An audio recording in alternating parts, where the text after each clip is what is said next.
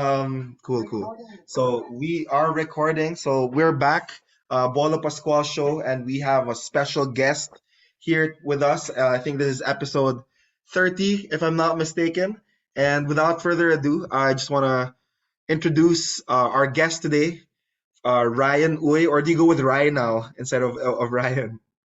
Any's fine, bro. Any's fine, I bro. see. So Ryan here is one of the directors at Starpay, and it's a startup. And I think my intention here is to just have a conversation between people who are taking initiatives with technology and taking initiatives with startups, and maybe find awesome insights that could like move and inspire other people who are listening and watching here.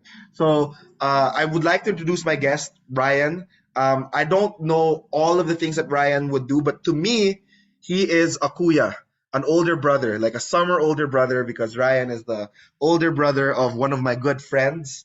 And yeah, I just also want to thank you for being like that older brother figure to me when we were younger, knowing what like we should know about college and prepare for certain things. And I just like for you to introduce yourself further. Yeah, man. First of all, thank you so much for that very wonderful introduction. Means a whole lot. And yeah, it's been a while since we last got to talk to each other. So yes, the name is Ryan Uy. I serve as a director and co-founder over here at Starpay. We are a financial technology company, primarily an e-wallet, but working towards creating more solutions to help democratize fintech, if you will, making it more how do you say this? Making it more within reach of our target market, which is basically the underserved and the unbanked. Awesome. And I'd love to ask a follow-up in terms of what you said. Why would people just say that, like, why can't Gcash do it? Like, why is there a need for it? Like, or what is like the unique opportunity that you see with another e-wallet? So I guess I'm also asking the question of like, what is your why in terms of starting this initiative and creating something new? Yeah. Okay, so in terms of the why, right? So something you need to know about Starpay is that Starpay is actually about 10 years old. We actually just turned 10 couple of days ago, and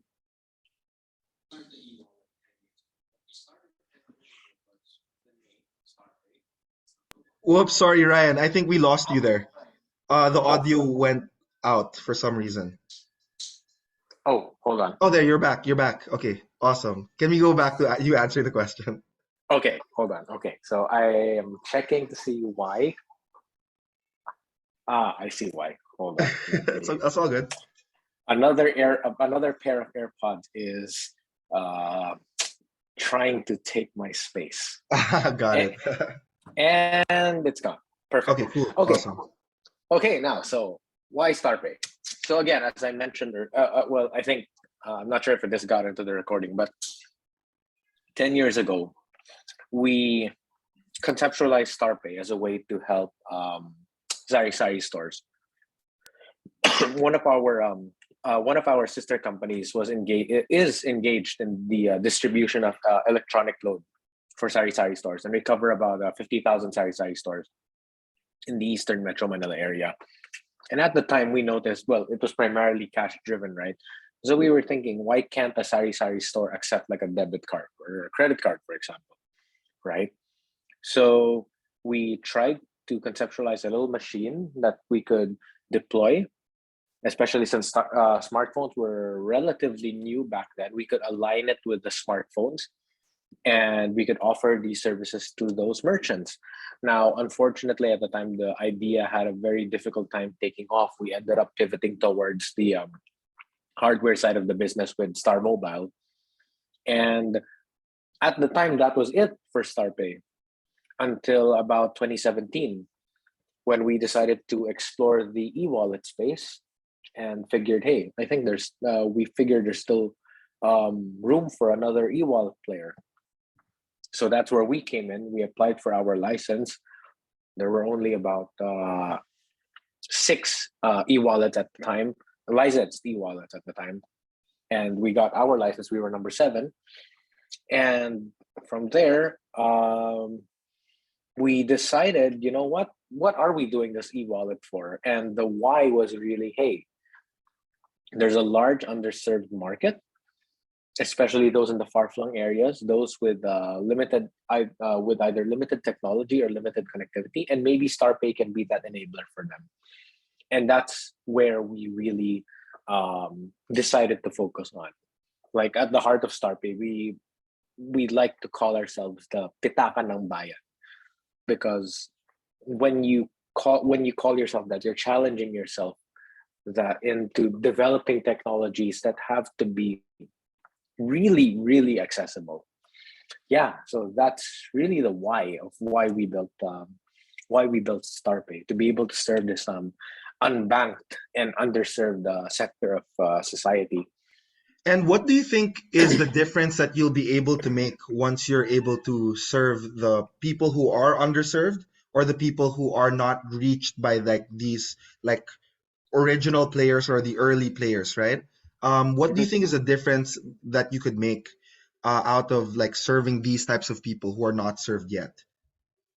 I think I think with what we want to with the difference that we want to make, we want to make it an end-to-end solution, right?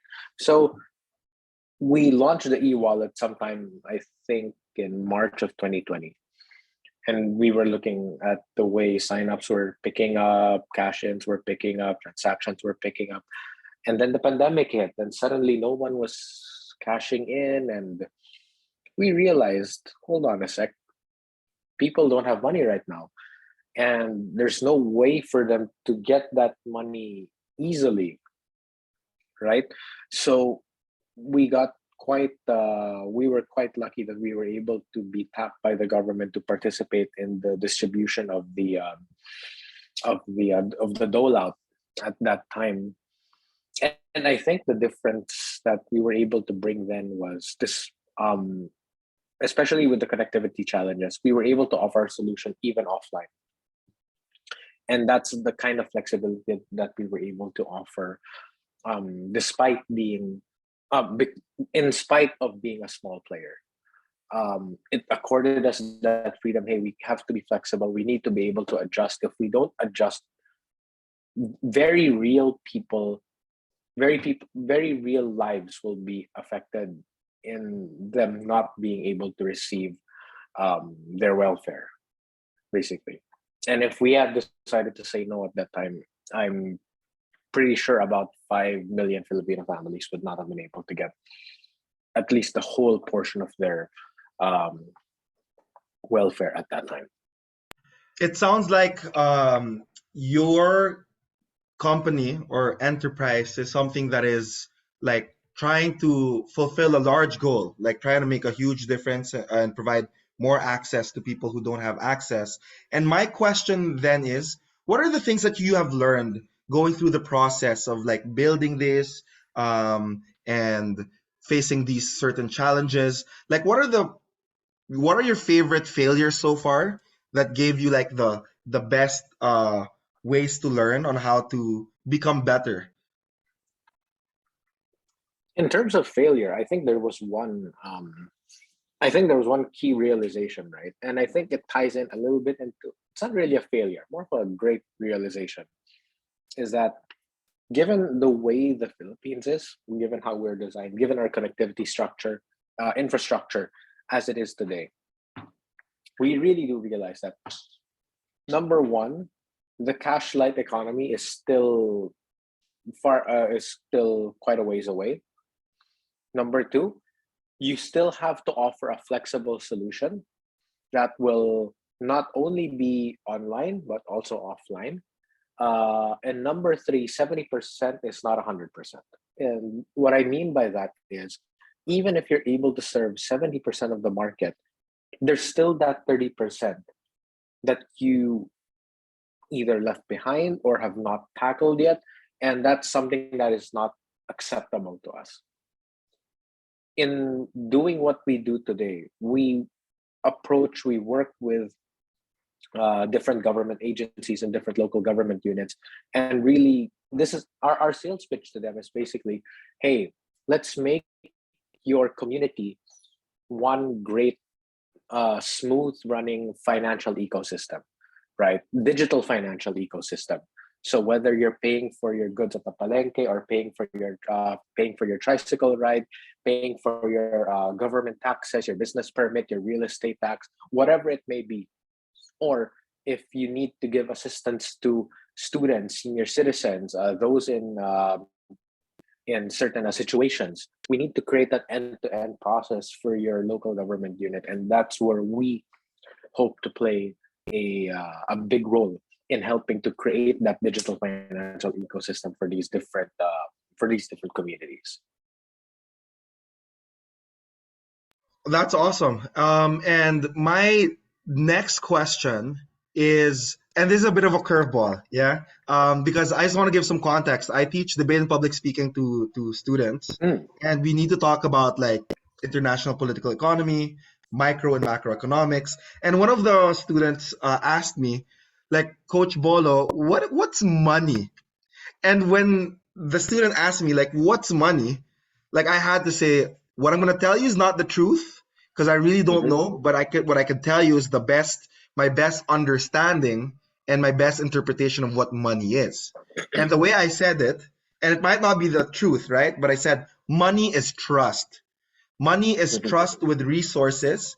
I would say like money is a is a is a storage of different things that is flexible. So it could be apples and oranges. So if I was an apple farmer, I wouldn't have to trade all my apples for certain things.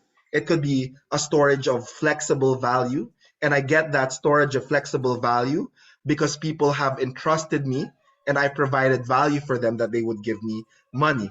So I know it's like a lot of economists or people who are in the academe would say that money equals trust is not necessarily accurate, but that was my best like way of explaining it to a 10-year-old kid. So Mhm. for you, if you were to explain like what money is to a 10-year-old kid, like how would you what would be your answer? You know, I actually do like that answer. I really do like, I love that answer that you gave, right? With money being, what is money? Money is trust, right? Because when you think about the concept of money, why do we have paper bills, right? Why does 100 peso bill cost 100 pesos, right? When the reality of it is printing the thing might not necessarily cost 100 pesos. It's because that 100 pesos is actually backed by 100 pesos that's stored somewhere, right? The central bank or wherever that may be. So I do love that. I do love the answer that you gave the kid, that money is, there has to be that trust in that money. If there's no trust in the money, everything falls apart. Everything falls apart. So, what would I answer a 10-year-old kid what money is? I'd say that the thing that you used to buy your soft drinks or no, but kidding aside. Excuse me. Um, I'm not entirely sure what I would tell a kid. What I would tell a 10-year-old kid what money is. I'll have to stew on that. I'll have to stew on that for now. I see. Okay, cool. My question then would be, I don't know. I just want to see your perspective in terms of like when people get paid, right? Yeah. And sometimes like there's a concept of like a Veblen good, that something is more valuable, perceived valuable when it's more expensive. And I guess my Yes. question is, in terms of paying people, what's your opinion in terms of what is a fair payment? And is there an unfair way of like pricing yourself? So like for example, I would say like, I don't know, I'm selling my apples for $1 million. Mhm. Do you think like there's some fairness involved, or is there any? Because it could be flexible, right? Like some Yes. English teacher could say, "Oh, I'm just like pay me the normal rate of an English teacher," but some people would Yeah. brand themselves as like, "Oh, I'm the best English teacher right there," or "I'm the most fun and creative." And I guess like I'm just wondering like, how do we identify value, or like what the price of certain things are, and what would be your take on that in terms of like people having different interpretations of like how much something should cost. Okay. So the way I see it, right? I think at the end of the day, there's a lot of different market forces that will, I mean, it's not just market forces, it's even individual forces, right? That really help to dictate the price of an item. I could sell you, again, we go back to the apples, right? I could sell you an apple for a dollar, I could sell you an apple for $1 million. Um, if the other guy is willing to pay $1 million for that apple, who's stopping that other guy from paying you, right? And we're seeing a lot of that, especially in this recovering. No, I wouldn't say recovering, but in this economy that's adjusting in light of the opening restrictions from the pandemic, right? You're starting to see people. You're starting to see goods that are fluctuating like crazy in price, whether it's fancy watches, fine scotch. Um, a lot of these things are starting to get really are starting to get really variable in price, and I think it's because what people used to be able to pay for, or the premiums, or the things that they used to pay a premium for, that are no longer accessible to them, whether it's like travel, for example, right? They're redirecting those premiums into other things. So is it fair for me to sell um is it fair for me to sell a bottle of whiskey at, let's say, just as an example, right, at a 40% premium, when the reality of it is like I could have easily just sold it for like a 10 or 20% premium? It could be fair now, because if you tried to buy it, you'd have to like go to the UK, or you'd have to go to Japan or something, just to be able to pick up that good. And maybe there's some fairness in that. So I don't want to discount the way the market forces are working right now. I think that's just the reality of it. And I think another thing that's playing very strongly into the way we're pricing goods and services right now is the internet. Because back in the day, I wouldn't know how much this thing would cost until I read about it in like a paper or something, like several weeks later. Something gets sold today, I can find out today. I can find out the second the thing is sold for, right? You're seeing record breaking prices for art pieces being sold locally here at the auction houses. And every month it's a new record. And I think there's some bragging rights to that as well. So people are driving up the price of these special goods, because number one, you can't really find those things anymore. The artists in question may have already passed on, but other than that, there's bragging rights. Hey, I own that $1 million, painting from painter ABC, right? Which will make the other guy go, oh yeah, I can get a $1.5 million painting from ABC too, and then I'll just jack up the price of the auction. So there's so many factors, especially in that particular space, right? I think especially in luxury goods today, there's a lot of that kind of movement that's happening. That's happening right now. So I think it's like the willingness of people to pay for something, and if there's an alternative, or like if what you are offering is something that is rare and there's a Yeah. lack of alternative, then there could be more people who be willing to pay a premium for something that is more rare in value. I guess I just wanted to share that because coaching or tutoring is a space right now that is like viable for a lot of fresh graduates who want to earn from like the things that they know. And yeah, people have just been asking me about like what should be the price. Should I offer the price that is like the standard price? And for me, it's about like it depends. What is something that you have to offer, and is there something that is exclusive and different from what you offer, that you could say that this is the only place where you can get this type of coaching or this type of tutoring. And now Hmm. I Hmm. speaking about like the different prices and the different factors and stuff, I want to talk about another side of you, which is a coffee enthusiast.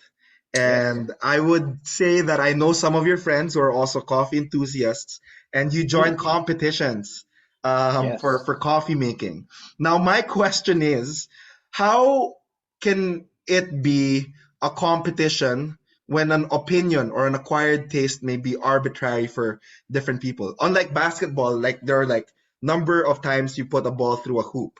But in Yeah. terms of coffee, I would say like for example, no slander to Starbucks, but like Starbucks is not necessarily the best coffee out there, right? Mm-hmm. But people would pay a premium for Starbucks, even if it's like really not the best coffee out there. But I guess it has like one of the best brandings in the world. And Mm-hmm. so my question then for the competition, the coffee making competitions that you do, like what are the certain factors and elements that play in that space in order for you to win that type of competition, right? Because maybe Mm-hmm. someone has a branding of like I'm the coffee guy on the internet. I'm not entirely sure, and that might create a bias. But like, what are the certain less arbitrary factors that people and coffee enthusiasts would could credit in order to decide who has the better coffee making ability than the other barista? Okay. So I take it you saw. I take it you saw the recent competition that we participated in over the weekend, right? So that's just one of many available um, competitions for coffee, right? So in the case of what I participated in last Saturday, that was the Philippine Aeropress Championship, where basically several dozen brewers get together with their trusty AeroPress brewer, um, and we make coffee and we serve that coffee to a judge, and the judge determines which of our cups is the best cup, and then that person will eventually get to go to the host country for the worlds, this year being Vancouver.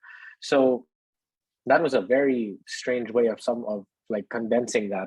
But when you look at the nitty gritty of the competition, there's a lot of factors that play in where there are objective metrics, right? So for starters, the judges that they get to, of course, judge the thing, have to be qualified in some way, shape, or form. Right? They're either key members of the industry, or in the case of this year's head judge, she was our first and as of today the only Philippine Tasters Cup champion, meaning that her palate has gone through a rigorous test, and has she's even competed at the worlds representing the Philippines, right?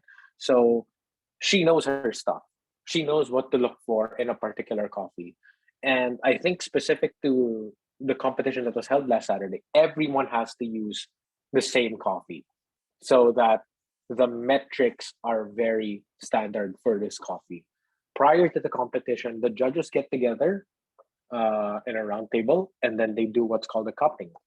A cupping is a way to be able to identify key notes, key aromas that they should look for in this particular coffee. The way they do the cupping is a very standard way of doing this across the board, across the world over. Everyone does cupping, and they'll follow that standard, right?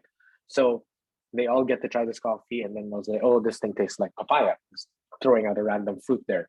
So all the judges are like, "Okay, so we need to look for papaya when we try coffee, right? There's hints of papaya or berries or whatever. It has no, a nice nutty aroma, whatever that may be. They'll note all of that down, and they're briefed and told, hey, these are the things that we need to look for. We all need to be aligned, because if all of us are looking for different things, we'll all be pointing to different cups, and that's just going to be weird, right?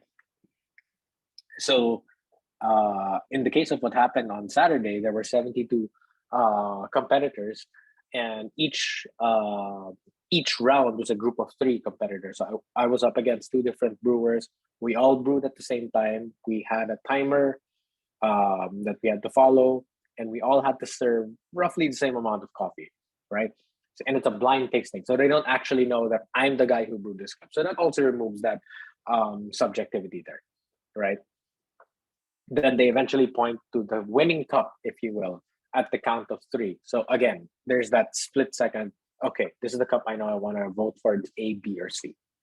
Point there, and once they're happy with it, and there's a unanimous decision, if you will, then the guy goes on to the next round.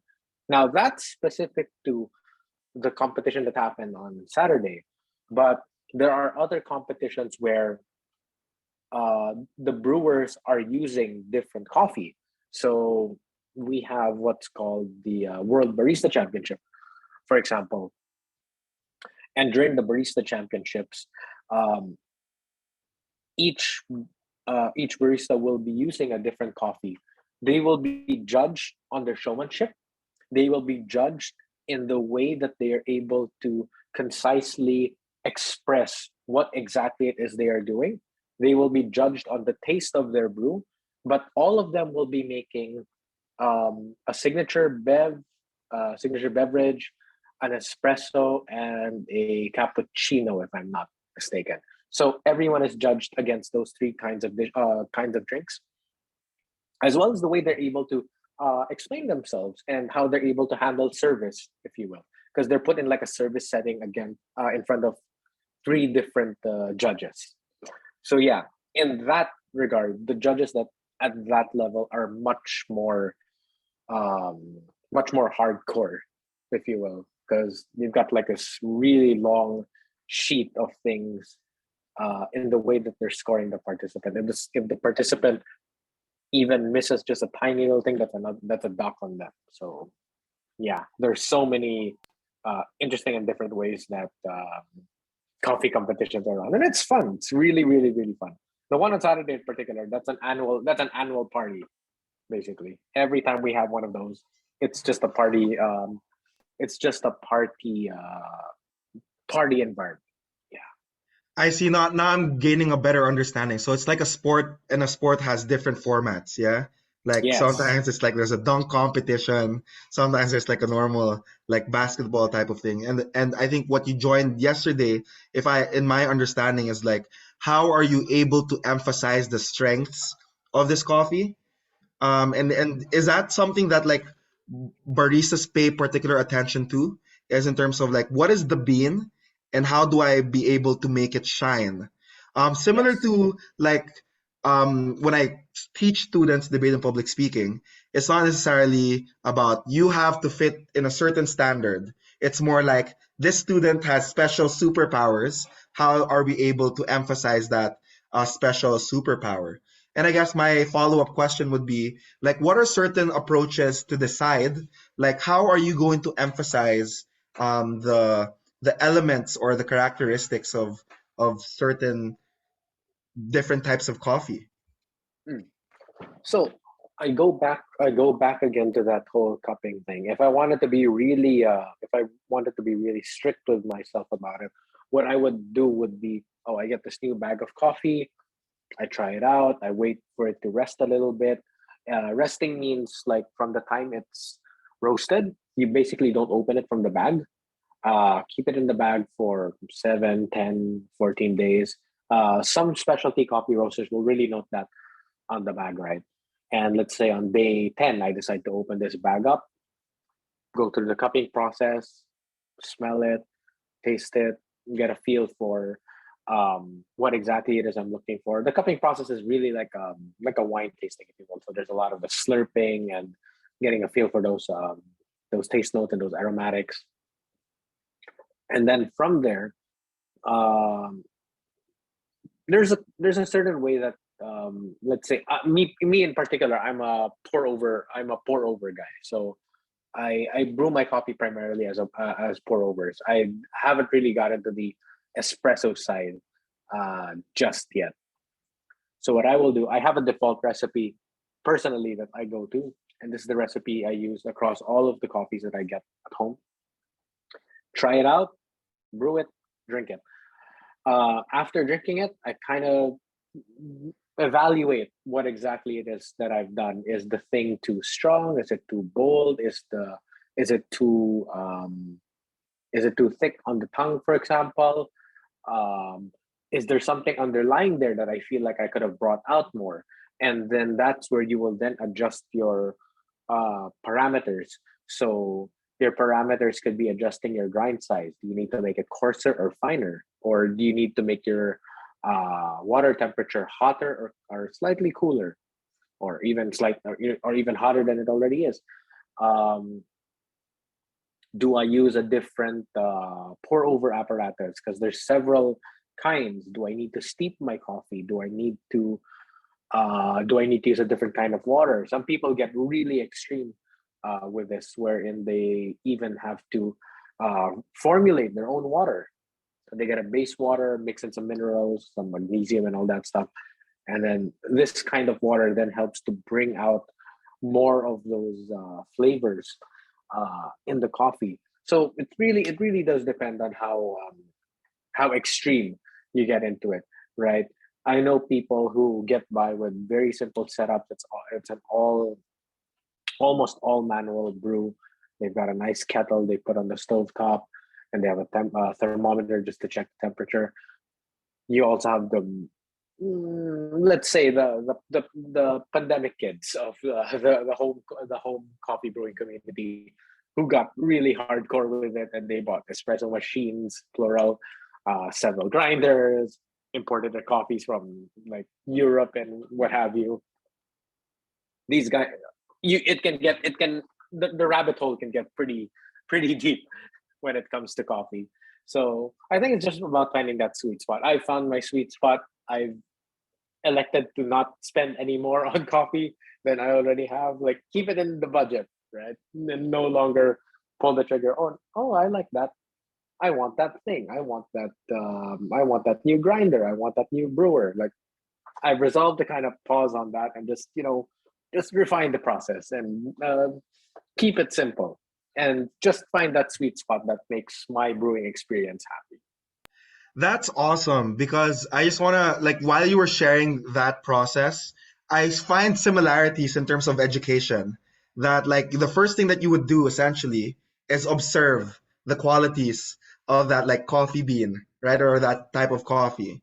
And then we and experiment certain conditions or craft certain conditions for that coffee that might like emphasize its qualities. So, and similar to like my approach to like coaching people is I just really want to understand and observe like what kind of student is this person, how does this person learn, and then experiment on different conditions, whether if it's like a time pressured condition or maybe like less structure condition, and like what are the certain ways that they could shine or express themselves based on these different conditions. And I just want to like just point out that maybe in that approach, maybe coffee making is similar, where you really gotta listen to the coffee or like Yes. understand what it is like, what its strengths, what are its characteristics, and then find different ways to reinvent it or put it into certain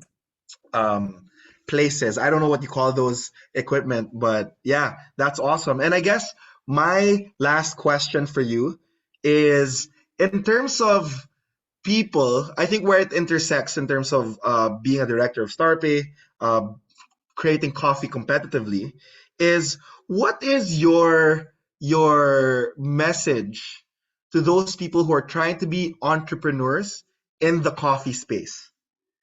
Like what I think that there's a unique like angle or there's a unique perspective coming from you as a coffee enthusiast and also being in the startup space. And there are a lot of people who are trying to experiment sourcing coffee from different parts of the country or different parts of the world.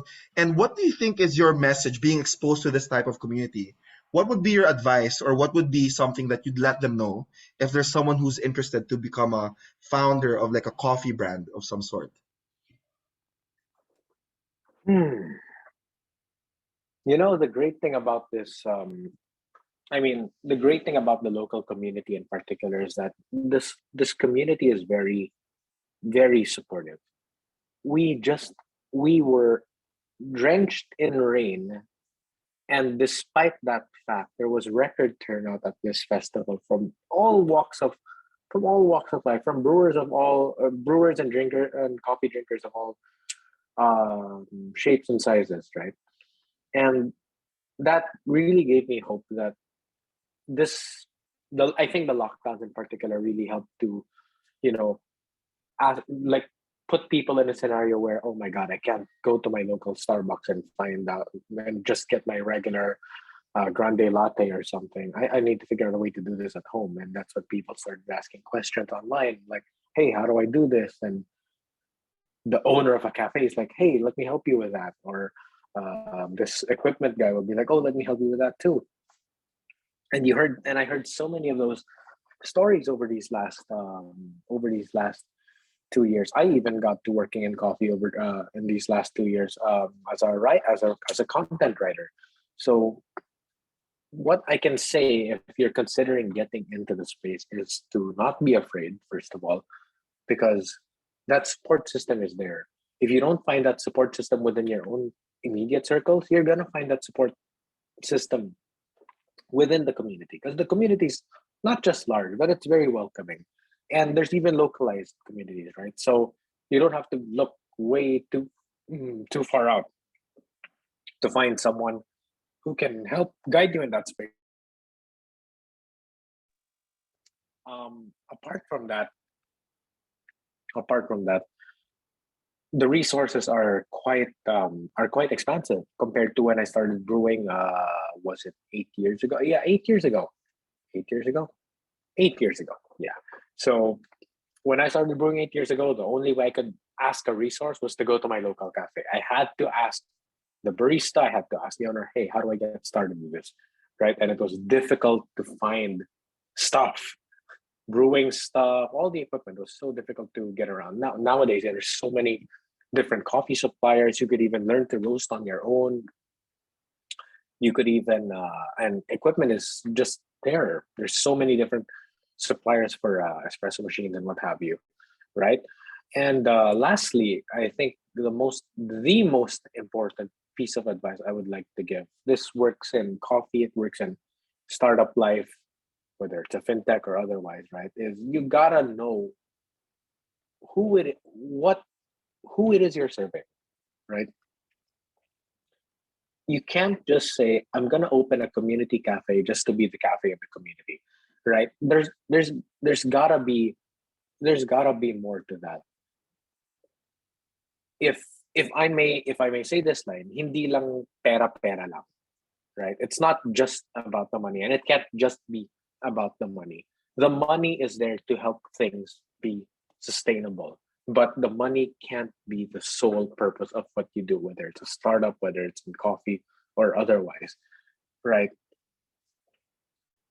With Starpay, we've actively made the decision to keep ourselves bootstrapped because we knew from day one that if, let's say, a partner were to come in and decide to infuse money, and that person's interest did not align with ours, it would make things very difficult. At least from where we stand today, we know where our intentions are. Our intentions are, we need to help as many people as possible, making these technologies accessible, reachable, democratic, so that we can truly make the system inclusive. 70% is not 100. I will bring that with me everywhere. The same thing I think can be said for coffee. 70% is not 100%. So Starbucks doesn't own the coffee space. The specialty coffee industry doesn't own the coffee space. At the end of the day, we, the coffee drinkers, own the space. I believe that there's a social aspect to it, in that it's great to finally see some Philippine coffee farmers be able to finally bring their coffee, not just among some of the key roasters in the community, but even overseas. And I'm looking forward to seeing that even more, because great we have great coffee here, and I think more people need to be able to try that. And with the work that the private sector is doing, working with these farmers, improving the conditions, helping to pay better prices for the coffee, helping to improve those processes. I'm hoping the government gets in on that as well, because the government will play a key role, whether in coffee or in fintech, the government will play a key role in helping to bring the Philippines and its produce at the forefront. If that's the decision the government makes, then we will reap those benefits. And I truly believe that if we all stick together with that purpose, again, in coffee or fintech, I think it'll make for a very equitable society overall. I really love that because when you said it's about who we're serving, not necessarily about the money, it kind of also makes me reflect that, like, if I were to be in my deathbed, it's the people who I would remember, or what I would be remembering, that is the most important in my life, are the people that I have served and the people that I have relationships with. And I wouldn't be thinking about the money in my bank account if I had like one day left in my life to reminisce. And I think that is really a powerful message in terms of service, because when it comes to service, that's about creating relationships and understanding people and adding value to their lives. So I think like that's an awesome message for entrepreneurs and for people who are interested about like abundance and wealth, is that who are we serving at the end? Like what kind of difference are we making? Is and at the end, like even if we fail in terms of profiting or like achieving our goals financially, the thing that like makes us who we are as human beings is how we treated others and how we tried to attempt to make it a better experience for other people. And I think the last part that you said is about creating an equitable society where things are a bit more fair and things are a bit more spread out in terms of opportunities that people could access. And I think if more entrepreneurs and more people would be thinking in the space of how do I serve and who should I serve and what would make it worth it, then I think that we would have more happy entrepreneurs.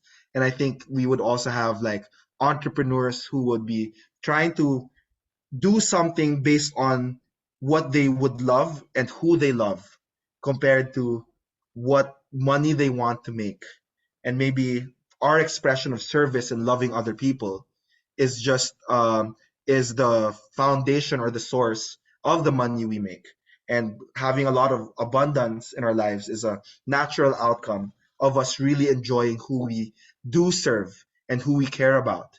And at the end, I think it's like you already win, right? Regardless of any result.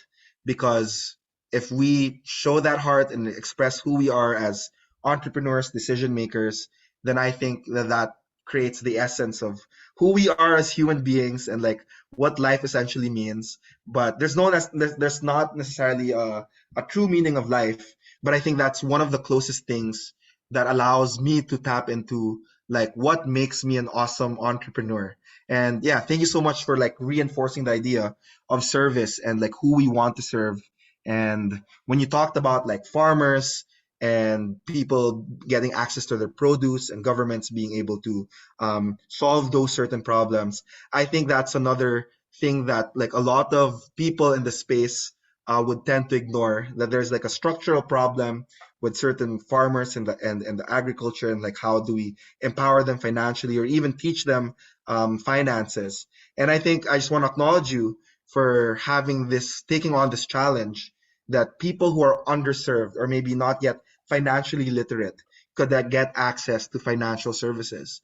And with all that said, I just really want to acknowledge you for being an amazing human being, being a stand for other people, taking a stand to serve the underserved, and expressing who you are in different ways and showing the beauty on how certain passions would intersect and would create like certain new perspectives that would come from you. So with all that said, I just want to acknowledge you for allowing me to make you my lab rat so that I would get better in hosting podcasts and all that stuff. And with that said, I would conclude this show by asking, where can we find you? We'll put your account names somewhere here. But yeah, where can people find you if they want to learn more about Starpay or coffee brewing? Okay, so if they want to learn more about Starpay, they can hit up our website at starpay.com.ph. They can also find us on Facebook at facebook.com/starpayph. I think we've been working, especially as of late, we've been working towards adding a lot more resource there, helping to get people on board, especially with the launch of our new user interface. I think it's something that people will be very excited to check out. In terms of coffee, they can find me on Instagram at Instagram. What's my handle? The name is Rye. So yeah, they can find me over there. I also write the coffee blog for Plainside Coffee Roasters. Mm. I really should get back to writing my. I should be writing my own. I should be reviving my blog pretty soon as well at caffeination.co. Sooner rather than later, I'm hoping. Yeah, if things don't, if things still don't keep me super duper busy. But yeah, I mean, it's been super great getting to share this message. I think at the heart of it all, we really just want to be of service. Me personally, I just really want to be of service. Whether that's in coffee, whether it's in fintech, whether it's being able to serve um, different communities. That's really, I guess, at the heart of what I really want to do. That's awesome. And there you have it. That concludes episode 30 of the Bolo Pascual Show. And yeah, see you. Wait a minute. So I'll stop the recording. There you go. Wait.